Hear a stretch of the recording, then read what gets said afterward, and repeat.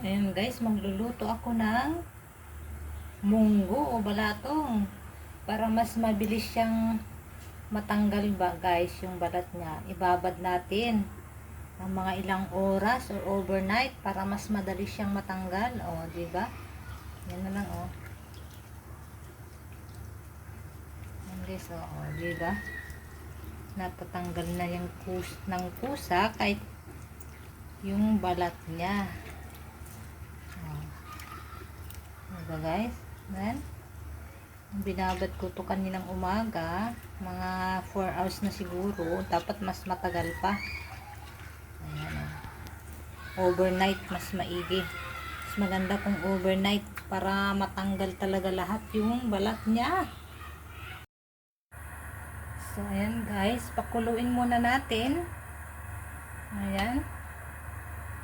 Palambutin.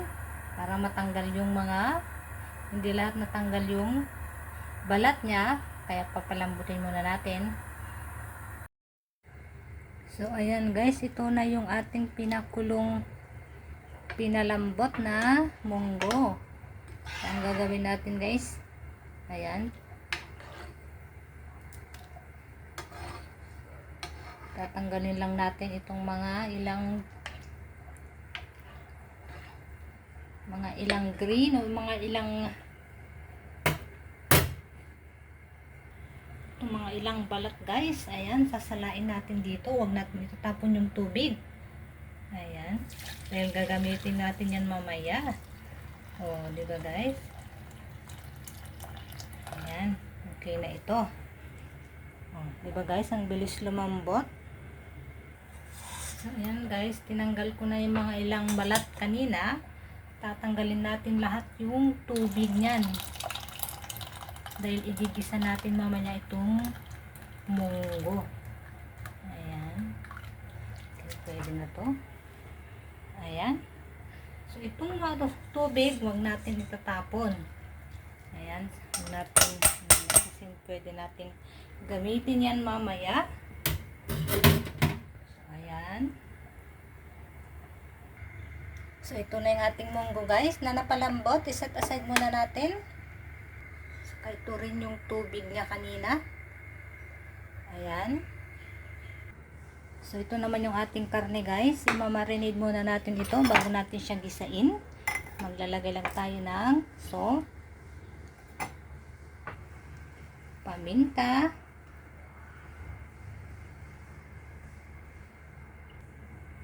at sesame oil. Ayan, para mabango ang ating marinade. And then, imekos-mekos lang natin yan guys. Siyempre, malinis ang aking kamay. Ayan.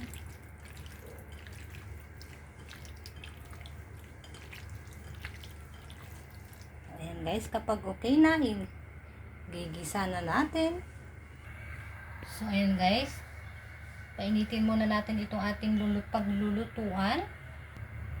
So, ayan guys, kapag mainit na, maglalagay na tayo. Ilalagay na natin yung marinated pork belly. Huwag na tayong maglagay ng oil guys, kasi kusang lalabas naman yung oil niyan mamaya. Ayan guys, igisa-gisa lang natin. Ayan, takpan lang natin guys hanggang sa kusang lalabas yung mantika niya. Ayan guys, kusa na siyang nagtutubig. Ayan, gisa lang natin. Ayan lang natin siya hanggang sa lalabas yung mantika niya. Ayan. Ayan guys, nagmamantika na. Lumalabas na yung sarili niyang mantika. Ayan guys, igisa lang natin hanggang sa lalabas pa lahat para hindi siya masyadong oily. Ayan. So, ayan guys, maglalagay na tayo ng bawang. Igisa lang natin. Diba guys, mas masarap kasi pag ginisa mo muna o niluto mo ng separate itong ating karne para lalabas talaga yung aroma at lasa. Ayan.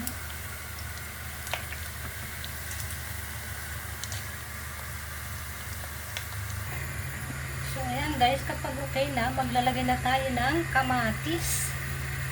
Ayan, gigisa rin natin itong ating kamatis hanggang sa lumambot. Ayan.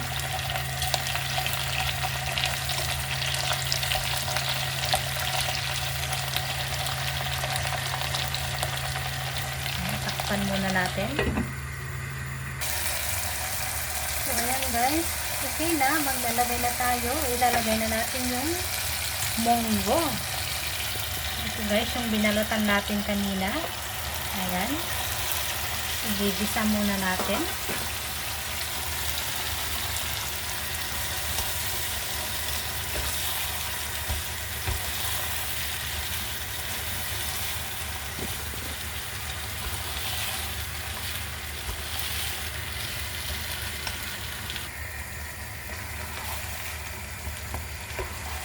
Guys, igisa muna natin siya ng konti.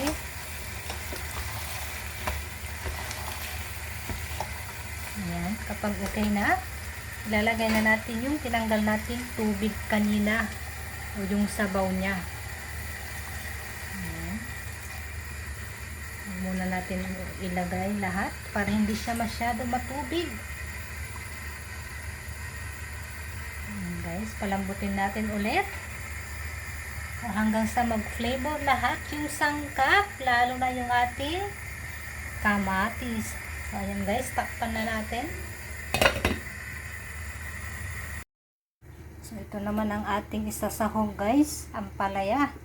Ayan, mas masarap sana kung dahon or malunggay. Pero dahil wala, ito na lang ang aking ginamit. So, ayan guys, hindi ko na siya binabad sa asin. Ayan, ang ginawa ko lang, tinanggal ko lang yung mga puti. Ayan o. Mga puti niya dito para hindi siya masyadong, hindi ko man siya natanggal lahat, pero parang ganyan oh. Ayan, para hindi siya masyadong mapait. Ayan guys oh. So ayan, so ito na yung ating munggo. Ayan guys, malambot na yan. Maglalagay na tayo ng asin o pampalasa. Kung nakukulangan kayo guys sa lasa niya, pwede kayong maglagay ng asin or gusto nyo patis. Ayan guys, lalagay na natin itong ating ampalaya. Ayan guys. Dahil gustong gusto ko ng ampalaya, kaya dinamihan ko ng paglagay. Ayan. Ayan, takpan muna natin and then wag natin siya masyadong lantain guys para hindi masira yung kulay at para sa mas masarap na ampalaya. So ito na guys, luto na. Ganito lang dapat. Ayan, okay na ito. Wow, so yummy. Napakasarap ito guys. Ayan o, green na green. Ayan, so kainan na guys. Kung gusto niyo yung ganito mga video guys, pa-subscribe, follow, paki-like na rin para updated kayo sa mga videos pa na aking ituturo. So thank you guys for watching.